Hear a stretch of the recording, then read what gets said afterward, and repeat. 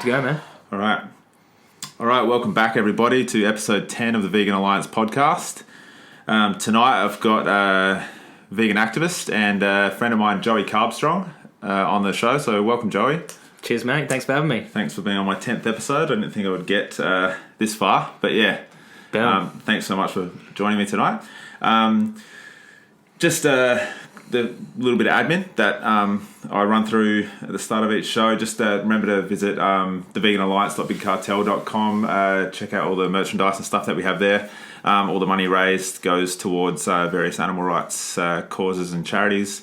And there's a whole bunch of t-shirts, hooded jumpers, stickers, all sorts of things on there. So just check it out and make sure you're following us on Instagram, Facebook, and I've just started using Twitter again. So if you're using that, you can find all the different handles for that on my Instagram page, which I'll post up again so everyone has those. So yeah, let's get into the episode 10 of the podcast. I thought, a lot of people probably know who you are, Joey. You got a pretty big YouTube channel and stuff at the moment. But for people who may not know who you are, I was just going to ask if maybe you could give a brief sort of overview of who you are, what you do, and how you came to be a vegan. So, Joey Carbstrong, sort of, it's sort of a mishmash of my name, Armstrong, and carbohydrates, which are found in plant foods only. Yep. So I thought Joey Carbstrong would be a good sort of thing for people to, Yeah, it's creative. Yeah, it is. And so I started off my sort of journey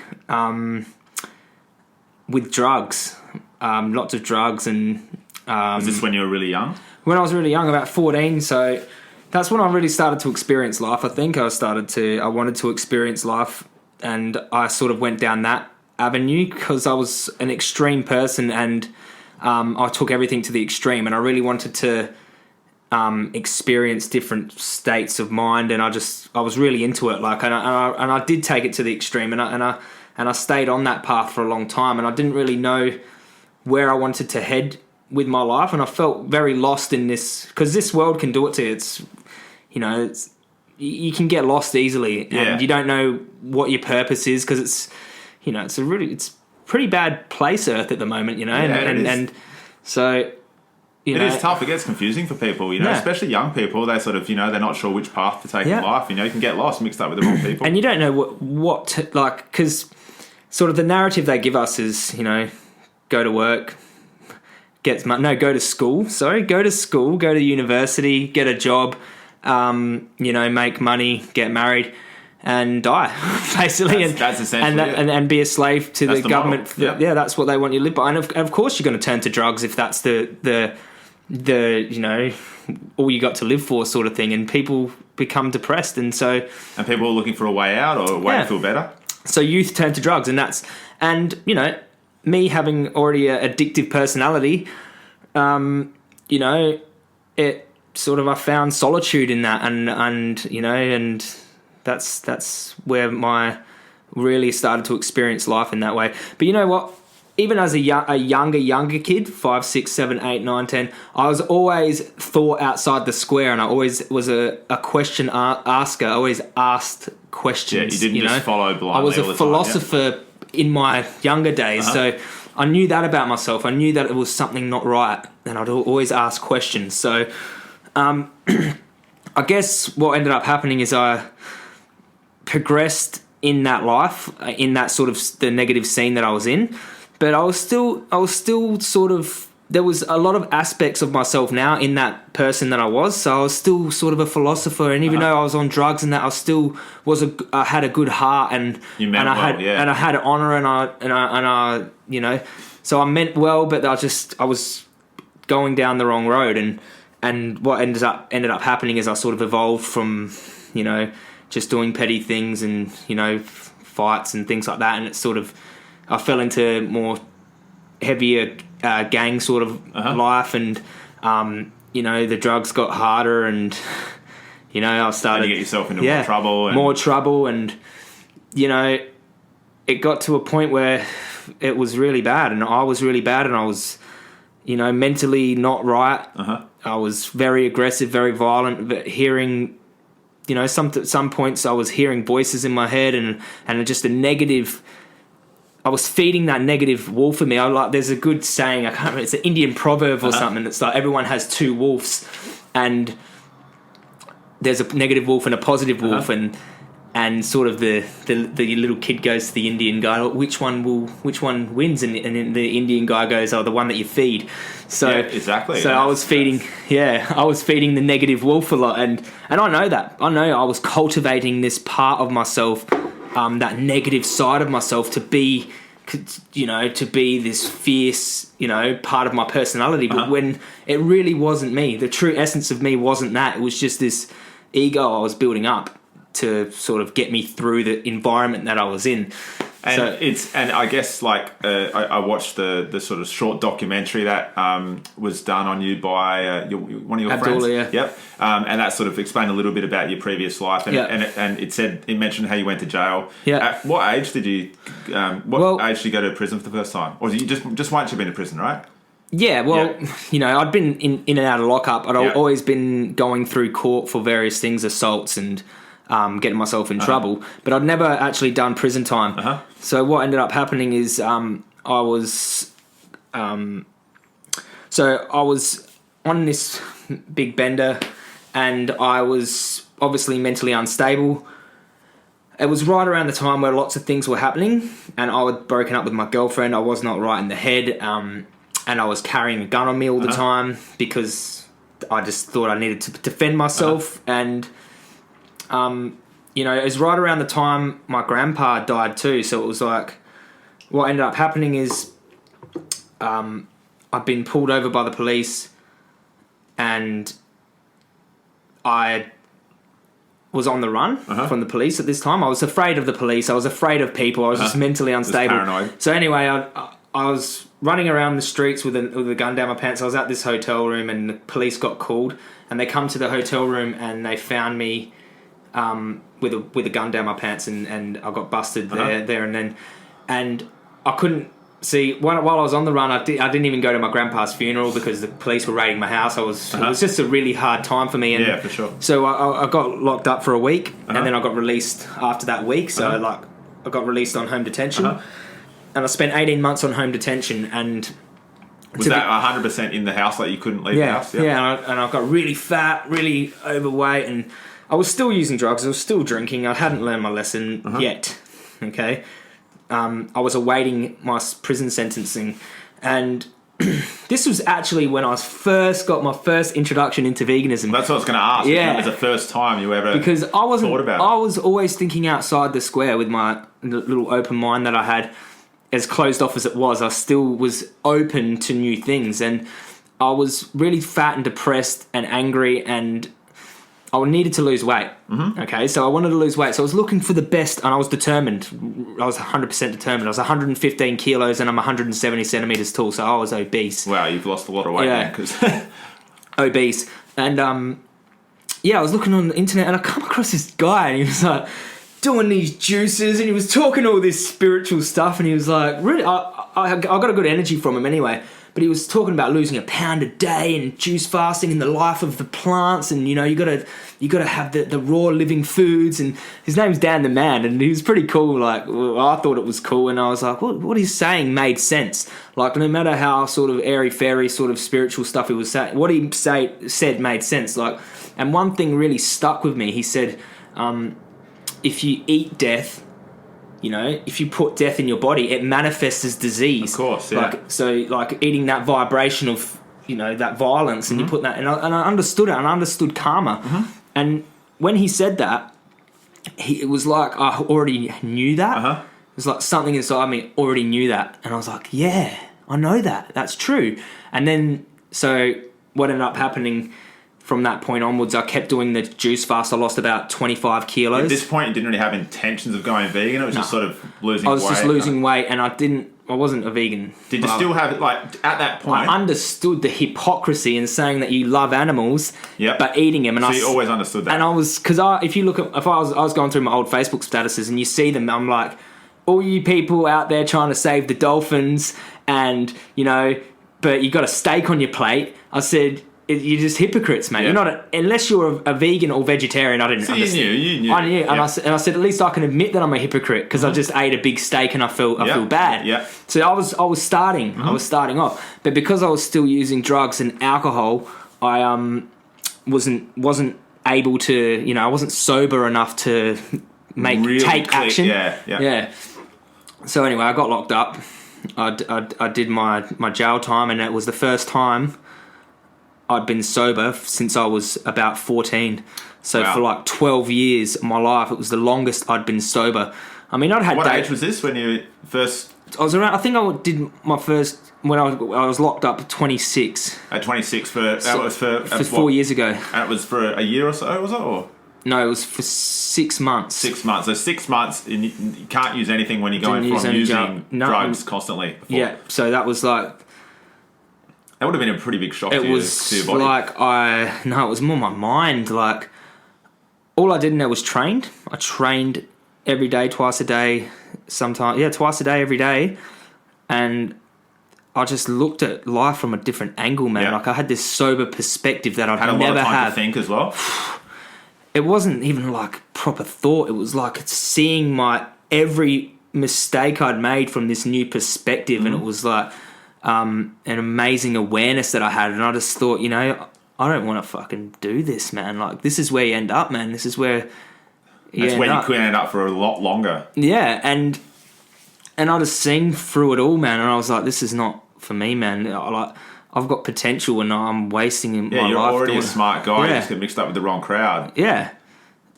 And I don't know. You just were on the wrong path, and it wasn't. So, do you think that going to prison really was a vital turning point for you? It's something that needed to happen? I can't say the same for everyone else because some people, prison makes them a more conditioned, hardened criminal. But for me, it's really woke me up, and it was like meant to happen, man, because it changed the way I viewed my life. And what happened is that was just the beginning. Jail was just the beginning. When I got out, I was on parole, and when you're on parole, you can't take drugs unless you will get locked back up because they urine test you flat out. So you stayed sober? Stayed sober, and then I decided to stay. By the time I'd finished parole, I'd already made that conviction in my head, and I was like, you know what, I'm going to stay sober, man. I'm going to stay sober, and I did. I stayed sober, and without sobriety, for me, I would not be doing anything that I'm doing now. I just wouldn't. It just takes away from who you are. For me, it took away from who I was. Like, so you feel like I guess the mix of prison forcing you to have to be sober, that sobriety has really led to where you are today.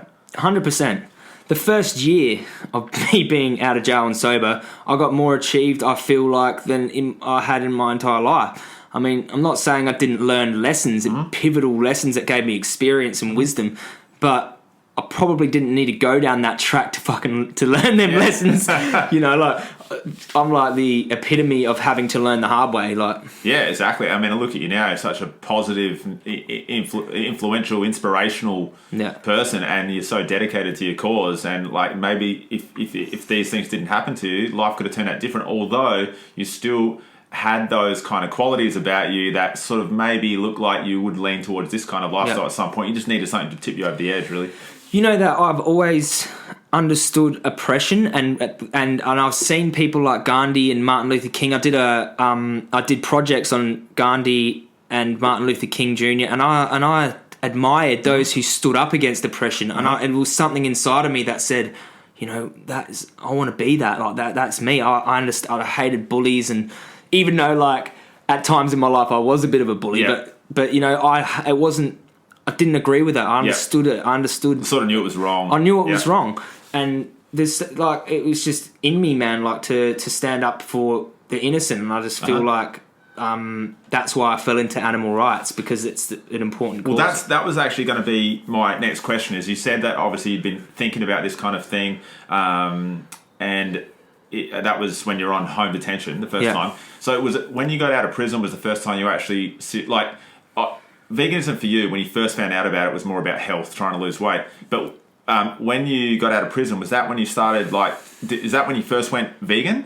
Was that like... Yeah. Well, You weren't vegan in prison, right? No.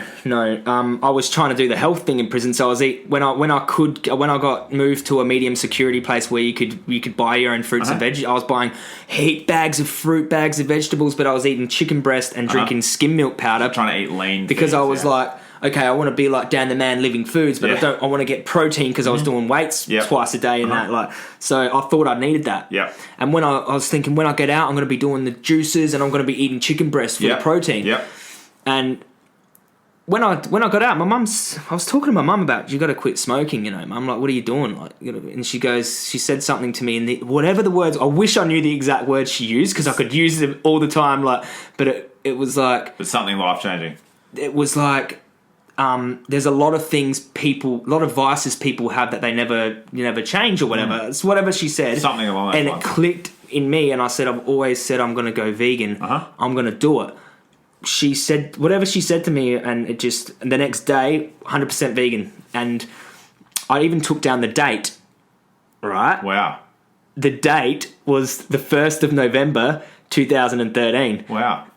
So that's it. So for you, it was just like, no pun intended, it was just cold turkey. It was just like bang on cold tofu, dude. Wow. And how's this? The 1st of November is World Vegan Day.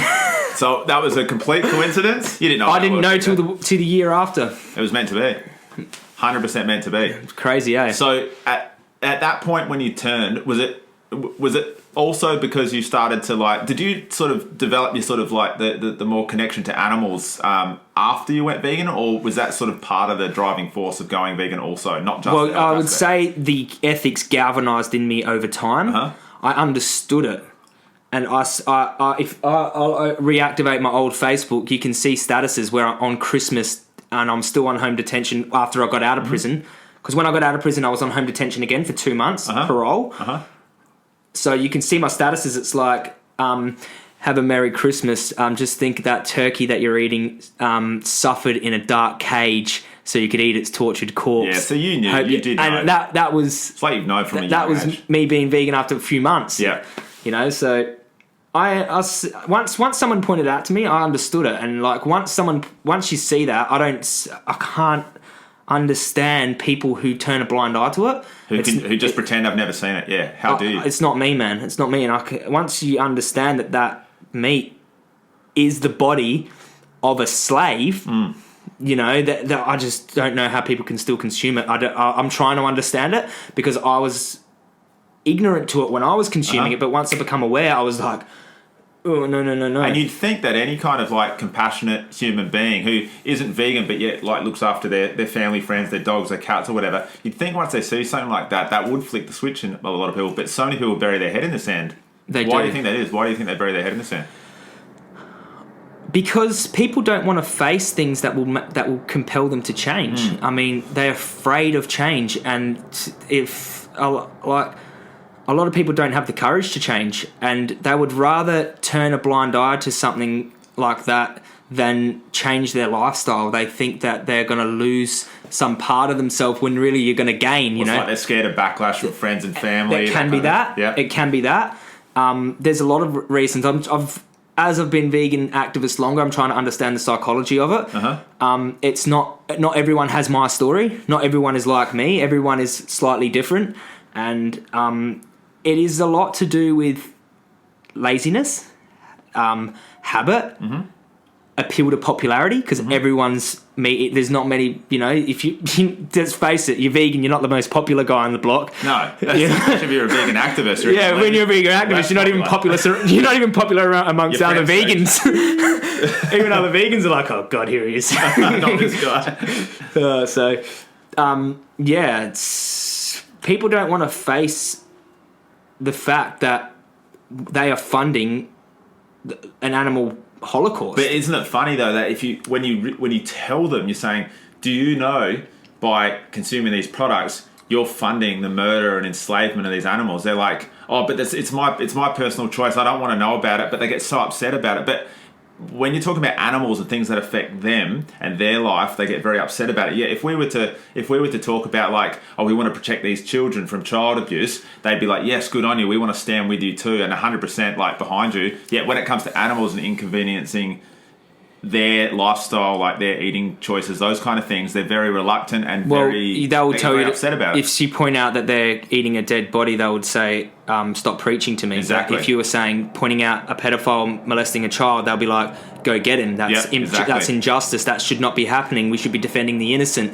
But I think, which is 100% right. But why do you think people are disconnected from the animal?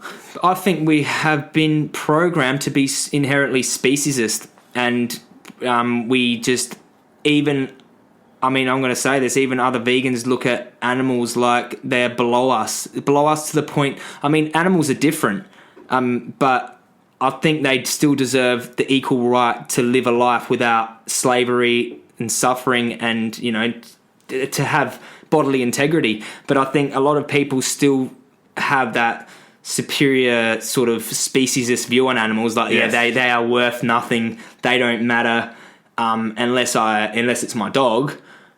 That animal matters, but cows, chickens and pigs, they're a dime a dozen. But when you realise that animals are someone and not something, they are an individual, not an it. They're not an it. You know, they're not a commodity. That's when I feel like you've really made that connection. Yeah. And also for me, I feel like that one of the biggest things that keeps me vegan and helped me connect the most was just empathising. Yeah, and just 100%. Just putting yourself in their place. I mean, that's why I use a lot of my arguments in the human context, because I could say to someone, do you think you could kill an animal humanely? And they'll say, yeah, I think it can be done. And I'll say, okay, do you think you could kill a human humanely?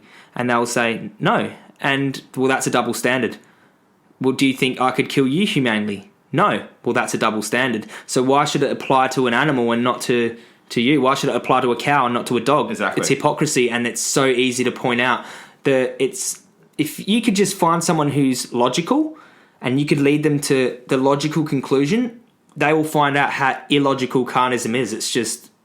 And isn't it funny, like watching, especially I think your most recent video where you started off with the whole Charles Manson thing and asking their opinion on that, and then slowly moved into eating meat and animal products. Yeah, they're very strong in their stance when it comes to humans being murdered and harmed and whatever. Then as soon as it goes into animals, they nearly start getting a little bit apprehensive to even answer, because they start realizing how hypocritical their answer's going to be. They don't want to say it because then they'll have to face the fact that they have to go home and think, shit, what I'm doing is wrong. Yeah, well, it's all I want people to... I want people to come to the realisation themselves, so I just want to ask the right questions. And what I've found is the most effective way to do that is I find out people's sort of moral stance on a situation, and I'll say, do you think this situation here is wrong? And it's usually in the human context, because I find humans find it a lot easier to empathise with other humans, or if they're the victim.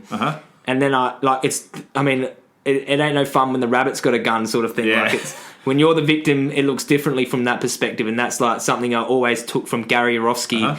You know, that looking at things from the victim's perspective when it comes to issues of injustice. I mean, you don't look at an issue of rape from the rapist's point of view. You look at it from how the victim had suffered in that. Yeah, exactly. You know, and that's how you would trial a rapist, from the victim's perspective. And that, you know, you don't go, oh yeah, but you know, the rapist, you know, whatever. Maybe it was his personal choice to want to do that, or it's personal choice. I mean, he got it tasted good, or like, you know, some of the felt good or whatever. It felt good, like the nearest thing that meat eaters will say is it tastes good. That's their justification. That's right. Yep. I mean, if a psychopath gets a feeling that boosts his ego from killing people, that doesn't justify the murder. Doesn't mean he's allowed to do it. That's his personal preference. No, exactly. But I just don't think people's moral code applies to animals, because they just think, quite simply, they don't matter. Essentially, it just comes down to how we've been brought up and what we're taught. Because I personally believe we're all born vegan. You watch how a child plays with an animal, 100%. And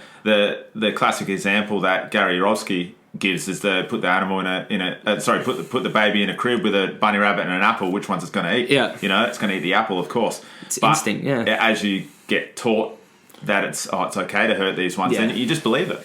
That's why there's it's hard to be have animosity to someone who, like, there's Jesus saying, forgive them for they know not what they do. And it's sort of like, okay, you can see the program, you can see how deeply they've been programmed from schools, from TV, from their family members, from their parents, you know, so you've got to have that understanding as an activist. And it is hard because you like, you know, obviously you and myself and a lot of the people that we associate with and do activism with, we are very kind of like staunch about our beliefs, or not our beliefs, our you know, the message we want to convey. Yeah.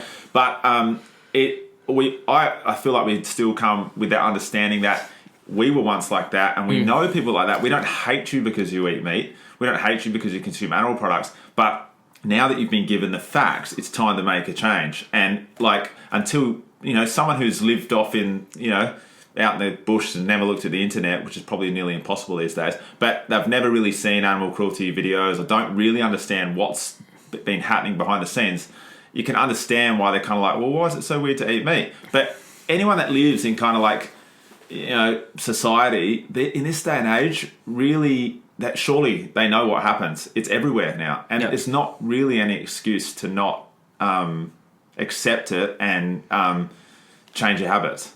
100%. So, 100%. Other thing I wanted to ask as well, like, how did your sort of old group of friends like take the new Joey? Oh, my old mates. Well, a lot of them I don't actually talk to anymore, because obviously, you know, just completely two different walks of life now. And different but worlds. I have friends that I've known since I was 14, and I still talk to them, you know, and you know, some of them are still going through, they're still in their life, and there's, you know, I still talk to them. They might be in prison, and I'll offer them support, and you know, they, because you're quite big on the life coaching kind of stuff. Yeah, that you're doing now. I mean, obviously, I've been where they're at, so I've got to, and I've pulled myself out of it. Yeah, I can talk from experience with them, and you know, like, I'm always here if, like, an old mate wants to sort of, you know, get on the right track and get on the right. But I think, like, with the veganism thing, one of my mates said something that just stuck with me, and he said, like, Joey, you used to be the type of guy that would walk up and stab a human, and now you won't even hurt a chicken. Yeah. And that is just like so true. Like, I mean, I was quite violent towards other people at times when obviously, because it's the environment you're in. And now I'm defending the rights of an animal. And I said, well, you know what? The chicken never done nothing wrong to me. Yeah. They're innocent. Why would I want to hurt someone? And you always knew that. Yeah. From what you said. Yeah, and they know that too. But it's just like, people just think that animals are just worth nothing, so they don't deserve to be put in these trucks and sent to this slaughterhouse. Like, no, not 100%. Like, and unfortunately, you see these trucks all the time, and like, I guess people like you and me see it for what it is. But then I always wonder how other people are just driving past it. You know, their kids are looking, going, "Hey, mum, look at the pigs," or whatever. And what are those people thinking? Like, well, like, do they know that that's wrong, or do they just, like, are they so brainwashed that they can't really see it for what it is? Well, I think that's very subjective. It depends on the person, you know. Like, some people who are ready to wake up see it and they go, "Wow, that's wrong," but they still don't change their ways. A lot of people just aren't even taking notice of what's happening in their environment. They're too focused on themselves and oblivious their to phones. It, really. So, would you say you're if you were talking to someone about going vegan, would you take a bit more of a kind of like, are you know, some people have mixed opinions on the whole sort of transitional thing, like, oh, you know, cut down meat-free Mondays into vegetarianism, veganism, or are you just like, just go vegan? Well, I would never promote cutting down meat. I would promote an abolitionist message, and if it was their decision to cut down meat because of my abolitionist message, then so be it. But I would never say to them, just eat less meat, just have a 1 or 2 days. Your message will always be vegan. Yeah, I'm not going to tell you that eating animals is okay in any, but just, I think if we all promote a consistent abolitionist message, and, you know, meat and dairy eaters cut down their consumption because of that, then that's good. As long as they know that the long-term goal is vegan. Yeah. Yeah. But as long as they know that our message is abolition. Yeah. You know, we don't want to see any dead animals. We don't want to see just meat reduction. Yeah, because we don't tell rapists and murderers, and not saying that meat eaters are like, it's an analogy. Yeah, it's an analogy. Yeah. Like, we don't tell rapists and murderers to cut down on their rape and murder. Yeah. We don't say, I'll just rape 2 or 3 women a week. Yeah. We say stop raping. Yeah, that's exactly right. And because there are victims involved with meat eating, we say, these we look at it from the victim's perspective. They don't want, just because you cut down, there's still going to be there's going to be someone getting they don't want to be murdered as much as the other ones that have had their life. If you're really speaking from the animal's perspective, then you got to say, like, no, I don't think any of it's cool. I'm not going to tell you, eat some, eat less. Yeah, but I guess people going through that transitional period with a goal of being vegan is awesome. But 100%. That vegetarianism or meat reduction is not the final stop ever. No. All right. So, how do you think veganism's improved your life?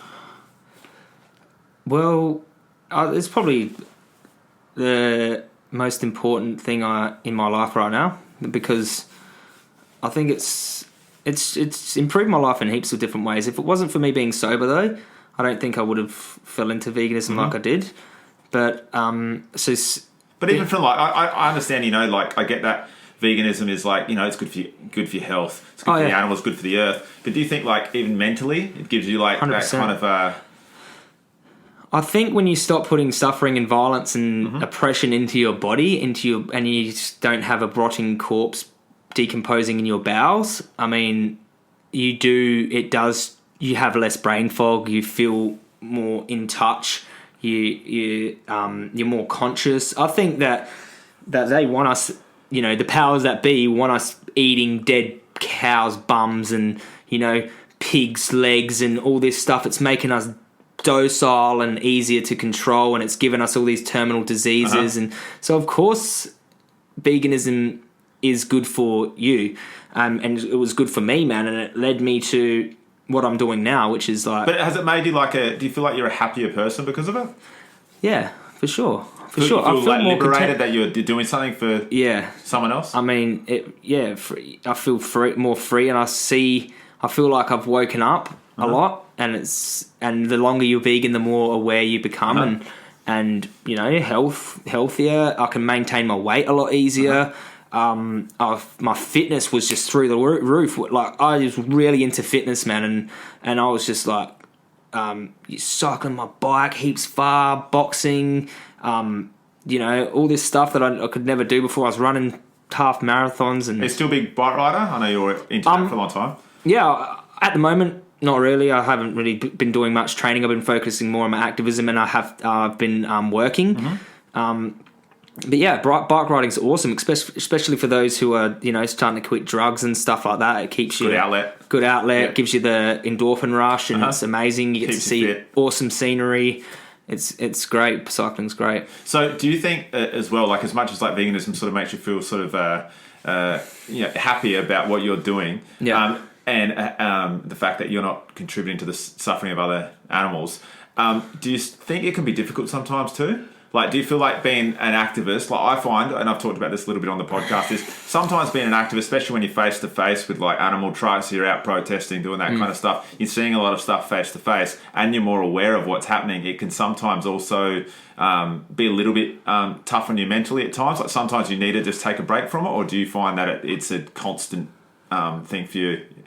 Do you struggle ever? Yeah, I mean... Because I personally, and I'm not ashamed to admit, I've had the odd breakdown where it can overwhelm me, and I get upset. I do get overwhelmed. Sometimes, what it's been recently is thinking of the sheer number of humans that are consuming animals, and how many animals. That when you start thinking of numbers, that can be overwhelming, and you think, wow.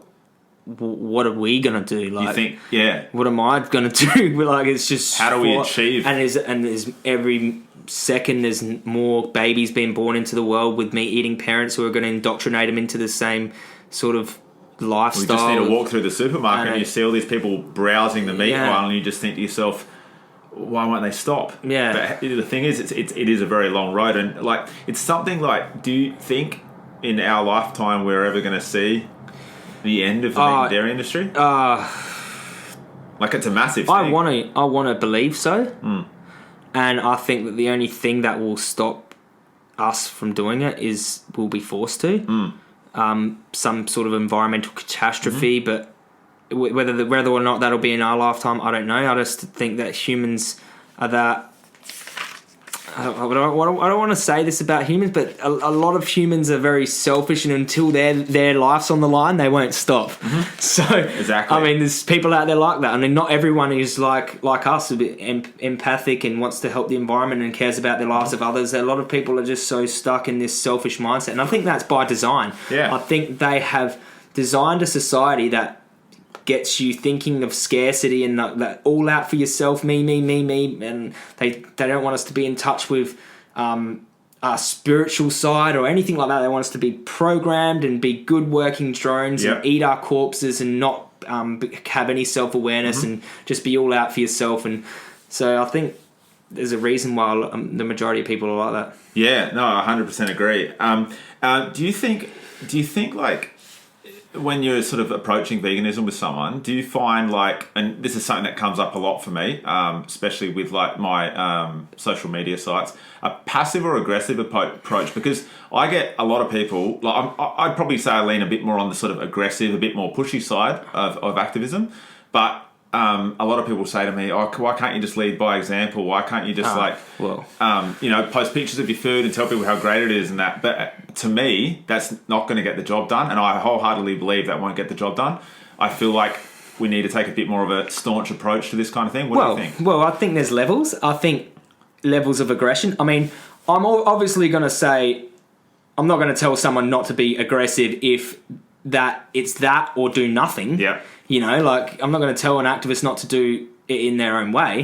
But do you think it can be detrimental? I do think it can, but I think there's a way to reach more people and leave a better taste in people's mouth, because the truth is pretty heavy duty as it is. If you can communicate it in a effective way, and I'm not saying censor the truth.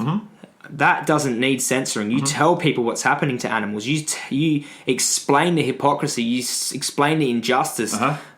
Speak from the victim's perspective. But if you start attacking people, I mean, like, there's levels of attack. That's right. I mean, there's tactful ways to approach it, and I think that is important. The beginning of my journey, especially my online activism, I was just firing off. And now I think there's a smarter way to approach it, and it's to do with effective communication and education, sort of. Well, that's why I asked the question, is because I noticed in your last few videos you've got and I think a lot of people could learn a lot from you as far as activism goes, because I really like your approach, especially recently with a lot of the new videos and the way you started really getting these people you're interviewing to start thinking themselves and nearly answer the questions themselves without you even having to say it to them. Yeah. And it's actually inspired me a lot, because sure, I can get angry. Some days I'm just furious about it, and I'll make a post and I'll think, it's pretty brutal. It's true. It's a bit brutal. Maybe some people won't respond to that too well. But then I start seeing things that you're doing, and I'm like, that's a really smart way of doing things. People are going to respond to that very well. So have you sort of found that this sort of new way you're doing things is working? Well, I've always used the Socratic method in my interview videos. So I've been doing them for a long time. I just found in my public interactions, when I was face to face with someone, it just come naturally to question, ask the right questions and lead them to their own conclusion. It's less, because if I could go out and just what's the word? School people, every person I met. This is what happens in the dairy. This is what else. Or I could just go, so do you think that child kidnap and rape are wrong? Yes, I do. Okay, so do you know that in the dairy industry, cows are baby calves? You know, like, so you're just relating things that people generally opposed to. To animals. Would you want to be in this position? Do you think it's okay that we put animals in the slaughterhouse? Do you think a bolt gun in the head is humane? Do you things like that? Like, do you think eating animals is peaceful? Which is what I was doing today. And you generally get a really good response out of people. And I noticed, like, in your interviews, you are really quite friendly to people. Really, there's no real way people should get aggressive with you. No, I think that comes down to tact, and I think also you have to read the person, and there's certain people that certain approaches won't work with. So you just have to read the person on the day, and you could say sort of normally judge it based on the person you're talking to. Yep. And go from there. So as far as activism goes, obviously you've got your YouTube, which is a massive form of activism. Social media activism is massive these days, and a lot of people sort of question whether that's activism, but I believe it is. Well, they got their head up their ass. It's so educational. Everyone's online, so I think your YouTube channel is such a big driving force for people, especially in probably like Adelaide. I feel like everywhere, but Adelaide, I feel like a lot of people do look up to you and really get a lot out of what you're doing. But how did like the YouTube thing sort of come about? Were you just like, I want to start making videos, or was it always about veganism? Well, I was watching a couple of vegans on YouTube, but I never actually started my channel till I started hanging out with Abdullah, and I seen him making videos, and I was like, he would just get the phone out and he'd just be like, bob, bob, bob, and spitting some like some truth bombs on his camera, and I was like, I need to do that. I've got this. And I remember talking to my a girl I was seeing at the time, and I was like, I've got this fire inside of me. I was a brickies labourer at the time, and I was like, felt like I was wasting my energy every day at work, just inspiring my boss. And I'd be like, and this and that, and like I had this. I remember telling the girl I was seeing, I've got this fire inside of me, and I need to spread it. I can't explain it. I need to quit my job, and I need to spread it. And I'd seen that there's a platform I could do that on. Okay, so these people showed me there's a platform, and I never took action till one day after a ride with Abdullah, I was in my car. And I was like, no, stuff. I'm just getting my phone out, and I'm just going to talk into the camera. And I just started. So spur of the moment, you just turned on the camera. And I was, it was one take, and I was like slipping up, and I was a bit nervous and that, but I just put it up, and I thought, you know what? It's never going to be good enough. It is your first video is never going to be good enough. So you just film it, put it up. And that's all you need to do, because that's what I wanted to ask. A lot of people want to get involved in this kind of stuff. And even for me with the podcast, I actually had no idea how I'd go just talking off the top of my head. And sometimes you stumble over your words, sometimes you stutter, sometimes you fuck up, whatever. But it really doesn't matter. I mean, if you've got things to say, just say it. If you're speaking from your heart, it will take it. Something overcomes you. You channel your passion, and, I think you develop as you go. You become more I don't know, you just develop, but you're never going to develop and grow if you don't start. So you've just got to try and keep going. Think of the animals. If you're a vegan and you want to be a vegan an animal rights activist, and you're looking for a platform to do it on, and you're a bit shy, I always think of why I'm doing it, and that usually fuels. It's a lot easier when you really know what you're talking about. Well, not know what you're talking about, but know why you're so passionate about it. And also, not everyone has to make videos. No. I mean, I truly believe that social media is the best platform for whatever type of activism you're doing. And now you could be an anonymous voiceovers. You could just have a killer Instagram page where you're sharing truth bombs on Instagram. Yep. I mean, your Instagram is growing excellently. I mean, essentially, I just put things I'm thinking onto images, or I share other people's images, and then I started the podcast. I mean, for me, like the video thing wasn't like something I really wanted to do, but I really like podcasts, so I was kind of like, I'm going to try and do a podcast.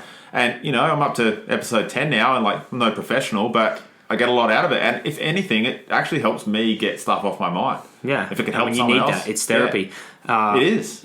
I think a lot of vegans, especially those who are in touch with what's going on with animals, need an outlet, and they need support, and they need so. And did you always sort of have the idea of trying to make the YouTube channel big, or were you like, I'm just going to do this and see what happens? I just needed an outlet. I didn't care about whether it got big or not. I knew that. I mean, it's a reasonably popular channel. I wanted to help people, and I wanted to help animals.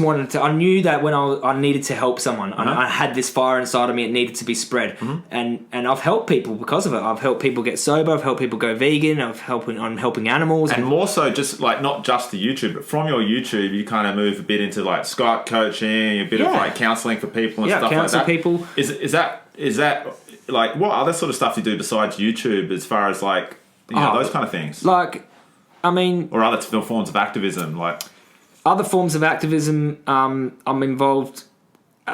well, I do street outreach, and there's a few other things that I do. I organise donations and things like that, and I part of day-to-day life, just really. generally help people that message me and ask me for help, and just day-to-day stuff, and but a lot of it's online. I mean, online is where it's at. I mean, it's the easiest way and the best way to get a message out there. So if someone was to, say for instance, someone's listening to this podcast and they're like, I want to ask this Joey guy a question.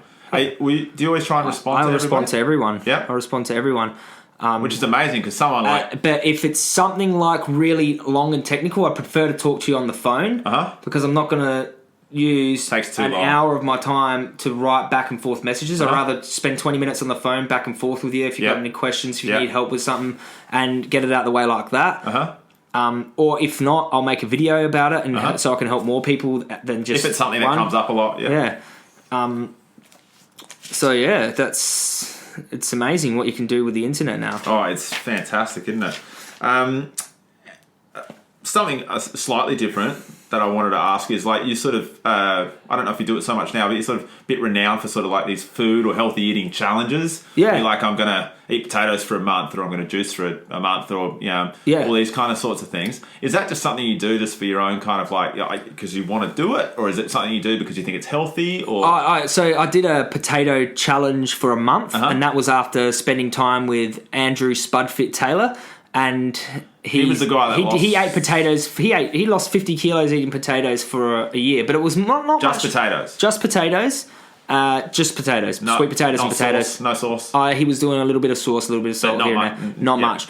But he talked a lot about food addiction and how it helped him with his food addiction and stuff. And I said I did it as an experiment.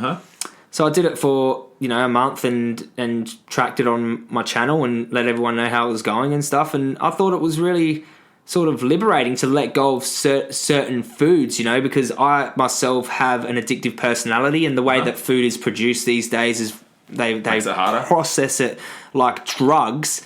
It's not like drugs. It has a drug-like effect on your brain because it's just so hyper-palatable. It's not found anywhere in nature. So these foods are very alluring to some people, and those that are listening know what I'm talking about, the ones that it affects, because some people don't have this chemistry in their brain where food just makes them zing up. So anyway, the potato thing was just an experiment. Lasted for a month, and then I went on to eat a normal whole foods plant-based diet. So, which is what you generally eat, right? You don't eat a lot of processed food. I mean, I'm always experimenting and finding out what's working for me. I don't eat processed food because it doesn't work for me, and some people benefit more off eating whole plant foods. I mean, some people can have some processed food or 10-20% processed food and be fine, but me, I'm the type of guy that has 10% processed food and it turns into 90% and then 100%, and then I'm on a binge. So you can't just limit it. Yeah, you just got to cut it out. I can't. I have to cut it out, and I'm the same with my drugs and my alcohol and you things just cut like it that. out. I have to cut it out. I mean, I can't have a couple of wines. Yeah. Some people can. I've recognised that because I've tried giving up drugs it's good before. That you know that. Yeah, and what I was doing wrong is I was trying to give up hard drugs, but still drinking. Yeah. And what would happen is the drinking would lead to hard drugs. So I had to cut out the drinking and take the head off the banana. And look where it's taken. It works for you. Yeah, definitely. Yeah. So I just wanted to ask about, like, for me, music is a big inspiration of mine. It's something I've worked in the music industry for like 15 years, and I grew up around music, and music is actually the reason I first heard about veganism through bands I was listening to. So that was a massive drive for me. And the one band which I talk about all the time on the podcast, Earth Crisis, just had a strong vegan and sober message. And that's been my driving force. So if I ever, need that little bit of a push for the day, I just listen to those songs and they just inspire me. And I know you put a little bit of music in your videos, and you probably listen a bit more like kind of hip hop and that kind of stuff. Or do you always have a lot of like Tupac and stuff on your channel? Has music a big inspiration for you as far as like just life in general? It was my main focus for a long time. Like, I was writing lyrics a lot. I could whip out some old lyrics I've got at home, and I used to write raps, and it used to be my passion, and that's what I used to get into, like, flat out. But a lot of my raps, the reason I sort of stopped rapping was because I found it was channeling too much of the old me, and I'd talk about a lot of the old things I used to do and things I was trying to get away from. And that was what would happen when I started to write lyrics. So, but yeah, hip hop. The reason I get into Tupac, by the way, is because Tupac was very no matter what he was into, he was like a bit of a gangster, and he got killed in a gang war. And he's a pretty smart guy, though, right? He was very conscious, and he was more of a poet, and he understood oppression too. Honestly think if Tupac was still alive, he would be vegan because I just think that he was so progressive. Yep. And he understood what was going on with the system, and I just think he was like he used to call himself the rose that grew from the pavement, because he was just, I don't know, I learned a lot of lessons from his life, and I think that if he had enough time like me to get clean, get sober, get out of the gangs, he would have been a very instrumental person, like figure in just the world. Like, and it's probably like that for a lot of people in those situations, like people who can't break themselves out of those kind of environments or that kind of world, and if only they could see where their life could go and like what they could actually do. Like that song Changes that I put in my video, and he's like, we got to change the way we eat, we got to change the way we live, and we got to change the way we treat each other. I mean, those things are just 100% truth right there. I mean, that's what veganism's about. Exactly. That's what, I think that I just don't understand, why did he say change the way we eat? Like, obviously maybe he was thinking about it. He was probably thinking about it. I don't know. We're never going to know now, but let's assume maybe he wanted to go vegan. Oh, mate. Maybe he was vegan. Who knows? Yeah.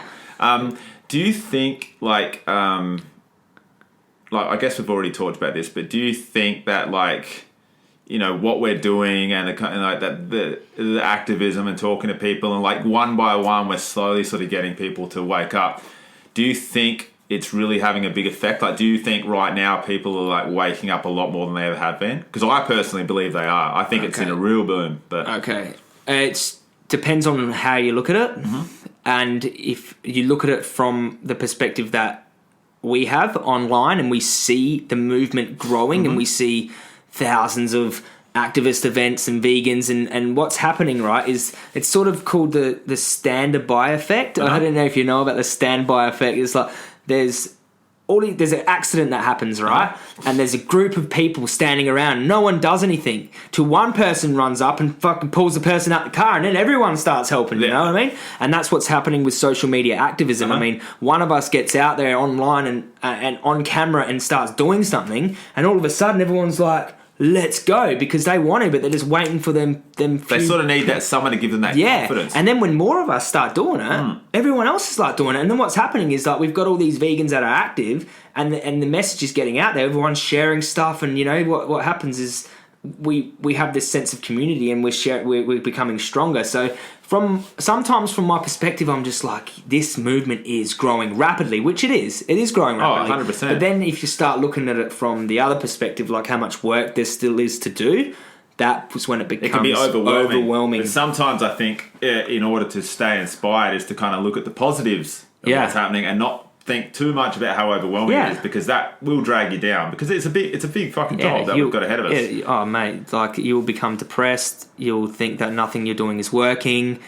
But even if, let's just say, all this work does go nowhere, it doesn't matter. That's not that we still have to fight. We still have to fight, because if that was you in that slaughterhouse truck, you would want people fighting for you. Exactly. No matter what, no matter if like no one was ever going to listen, you still have to speak up. I mean, and over the over the thousands of years that man's been around this earth, there's been oppression in all forms. And look at the way like so many people that used to be oppressed are now not oppressed because one person stood up and then. So Rosa Parks didn't sit on the bus that didn't refuse to stand up for a white person on the bus that day. Exactly. I mean, what was it, 400 years to abolish black slavery in America? Yep. Like 400 years. But that took one person. One day it was just like, no, fuck this. This is bullshit. You know what? It was her. It was a pacifist, Martin Luther King, and a militant activist, Malcolm X. There you go. So I think they worked all together, you know. So what there I'm you saying? go. That might sort of, maybe it takes all types, like we were talking about before, the passive, the bit more aggressive, that all work together. Yeah, I mean, obviously, I think the most effective way is educational based with effective communication and just logically It's so easy because we've got the truth on our sides to logically take people through it, to logically lead people to their own. It's so easy because it's right there on the plate. It's a dead body. You can't justify it. It's easy as. And you know what I actually find really funny about that is whenever I post something on my social media and say, all right, this is for all my meat eating friends. I want you to tell me why you think this is okay. I'm not attacking you. I'm giving you the chance to respond because they'll tend to respond when I'm saying something they don't like. But I'm saying, look, have your say. Yeah. No comments. It's like tumbleweeds all the time. And it's bizarre because, well, it's not bizarre. It's because there's no real justification. You can't really justify it. There is that, and sometimes people just don't care. Yeah, true. True. There are a large percentage of people who don't care at all, and they're the ones that I'm afraid of because the ones that fight you, they care. The ones that start debating you with these ridiculous justification lines, though, need my protein, though, those ones are actually thinking about it deep inside. So them ones you sort of got half a chance with, because the ones that fight the hardest usually go vegan. They're usually the seed is there, you know, but the ones that don't care at all, they're the ones I'm most afraid of. Yeah, and it's always going to be difficult to get everybody on board. Yeah, but I feel like your average person that's got a kind heart. Yeah, and they're the ones. They're the ones. Like Gary Ofsky was saying, find the ones that have empathy in their heart, and they're the ones you edify. They're the ones that you I'm not going to worry about those ones that don't care. That the 50-year-old blokes that used to cut pigs' heads off, and you could never have an ethical discussion with them, and they don't care. They're smoking cigarettes. They don't want to do nothing good in the world. They're not the ones I want to approach. It's the ones that are ready. That they're the ones that we should spend most of our time on. And it's not to say that I won't still plant a few seeds with the ones that don't want to listen. Yeah, but you put a bit more effort into people that you know that you can. Don't bang your head against the wall on with people that don't want to hear the message, because you're wasting all that. It's not a waste of energy, but you're using your energy inefficiently. You're wasting all your energy and you're getting all worked up, and your mum's not listening, but you could be using that energy on Facebook to someone who does want to hear the message, someone who is ready to listen. And that's where you start to learn as well. When you first start with social media, you do get a lot of, people, and you spend a lot of time arguing with people, and then you slowly start to realize you're like, that's not even worth a response. I won't even respond to that. But this person over here, they can sound like they're sort of interested. They might not necessarily be on your side, but they're interested. I'm going to respond to them. Sometimes you end up having a really good chat with people like that. And I've actually found that a lot of people like that have actually messaged me a year later and said, hey, I'm a vegetarian now, and I'm thinking about going vegan and I used to find you really annoying on social media, but I actually thought about what you said, and here I am. And that was worth my time. But like you said, there's some people on there, it's just not worth your time. Do you remember the truth goes through 3 stages? First, it's ridiculed, then it's violently opposed, and then it's accepted as self-evident. So sometimes people just jump straight from the first to the second response, which is violent opposition. They get angry, and then anger is still a response. Yeah. So if you make someone angry, sometimes you can be nice as pie to someone and just because they're still get angry. They're like, they don't know how to process the information you've just given. They get defensive because you're trying to take their whole way of life from them. So just get ready for that as an activist. Well, I guess, lastly, I just wanted to sort of, because we were both pretty big on activism. We like to stay involved, pretty much sort of takes up most of our time these days. And it's something I guess we would both like more people to be involved in to get the message out there. For people that are thinking about starting, or groups they might want to get involved in as a good kind of people do get quite nervous and anxious about activism, especially with the stuff we've been doing, the public outreach stuff, and about to move into anonymous for the voiceless. We're actually talking to the public and confronting them with some images that are a bit challenging. Does make people a bit nervous because they're not sure how people are going to respond. But what do you think is a good way for people to sort of go, okay, I've never done activism before, I've never even volunteered before, but I want to do something, but I'm scared, I'm nervous. Where would you go first? I would say stick to your strong points. I mean, if you're like I am and you're good with public relations and you're really educated on the message, and outreach would be for you. You know, you really want to get it out there. That I know a few strong personalities that outreach they're really good at.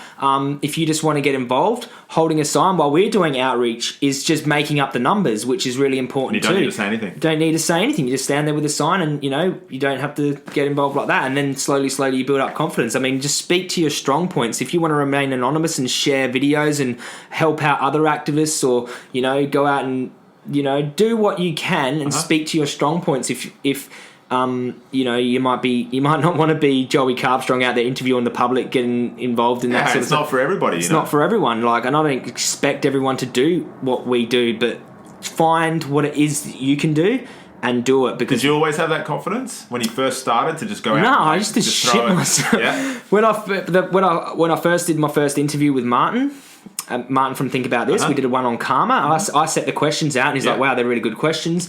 And we went and did it, and he said, you're really good at that. So I found out I was good at that. Yep. You know, I'm confident. You're pretty quick on your feet. I noticed you can get a good, you always got a good sort of response to things that they say. Whereas sometimes even myself, I can be a little bit slow and sort of like, I think afterwards, I should have said this, I should have said that. Yeah. You seem pretty good at that. Yeah, that's why getting in back and forths with people online is really good. It trains you up to be a good activist. You know the responses you need to say.